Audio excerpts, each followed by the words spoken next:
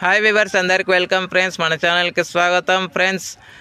నిన్న England versus Pakistan మధ్య మ్యాచ్లో ముచ్చటగా మూడో మ్యాచ్ వరుణుడి ప్రభావం చేత ఈ మ్యాచ్ కూడా వాషౌట్ అయితే అయిందని చెప్పుకోవచ్చు. కానీ పూర్తిగా వాషౌట్ అయితే అని చెప్పలేము, కాకపోతే నో రిజల్ట్ అనే చెప్పుకోవచ్చు. ఇరు జట్లు బ్యాటింగ్ చేసినప్పటికీ నో రిజల్ట్గానే తేలింది. అది ఎలా తేలింది ఏంటి అని వివరాలకు వెళ్ళిపోకంటే ముందు మనకి ఇండియాకి మెయిన్గా మంచి గోల్డెన్ ఛాన్స్ అని చెప్పుకోవచ్చు. ఎందుకంటే న్యూజిలాండ్ వర్సెస్ శ్రీలంక మధ్య జరిగినటువంటి మ్యాచ్లో వరుణుడు న్యూజిలాండ్కి శ్రీలంకకి దెబ్బ కొట్టడం వల్ల న్యూజిలాండ్ పట్టికలో పాయింట్ టేబుల్స్లో మెయిన్గా 5th ప్లేస్లో ఉండడం వల్ల ఇండియాకి మంచి గోల్డెన్ ఛాన్స్ అని చెప్పుకోవచ్చు. ఎందుకంటే ఇంగ్లాండ్ న్యూజిలాండ్తో గెలవాల్సిన మ్యాచ్లు ఖచ్చితంగా గెలవాలి.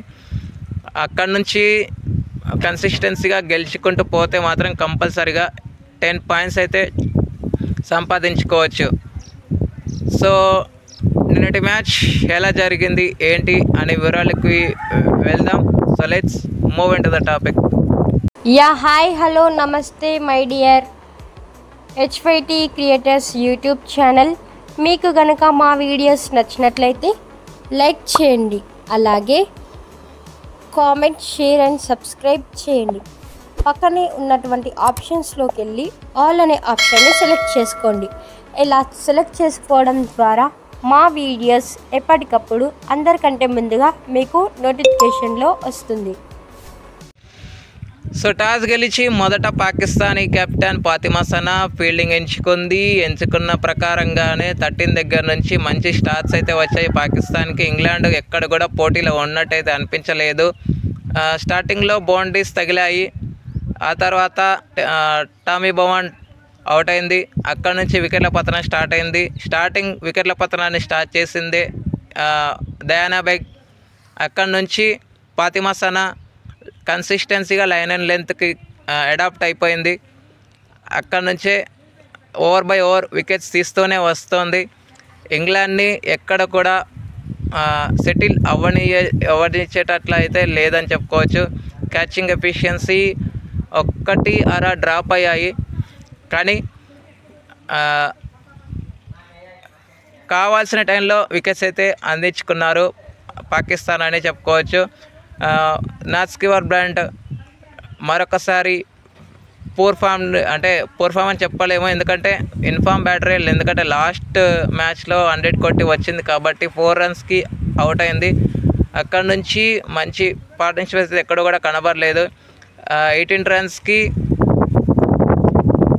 మన హెడర్ నైట్ అవుట్ అయిన తర్వాత ఎమలన్ 16 రన్స్ చేయగా ఎవరు కూడా ఆకట్టుకోలేకపోయారు. కాకపోతే చాలెడిన్ వర్సెస్ అలెక్స్ క్యాప్సీ మధ్య పార్ట్నర్షిప్ బిల్డ్ అవుతున్న టైంలో అలెక్స్ క్యాప్సీ ఫాల్ షాట్కి ట్రై చేసి అవుట్ అవడం జరిగింది. అక్కడ నుంచి 25 ఓవర్స్కి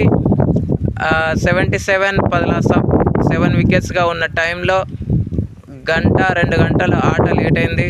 ఆ తర్వాత వర్షం తగ్గిన తర్వాత చాలెడిన్ 4లతో 6లతో తన గేమ్ ప్లాన్ మార్చుకొని విరుచుకుపడింది. తనే టాప్ స్కోరర్, 33 రన్స్ వేసింది.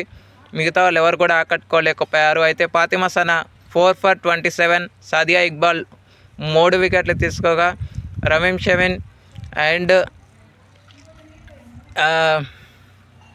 డయానా బెగ్ ఒక్కొక్క వికెట్ తీసుకున్నారు. ఒక రన్అట్ రూపంలో వికెట్ అయితే కోల్పోవడం జరిగింది.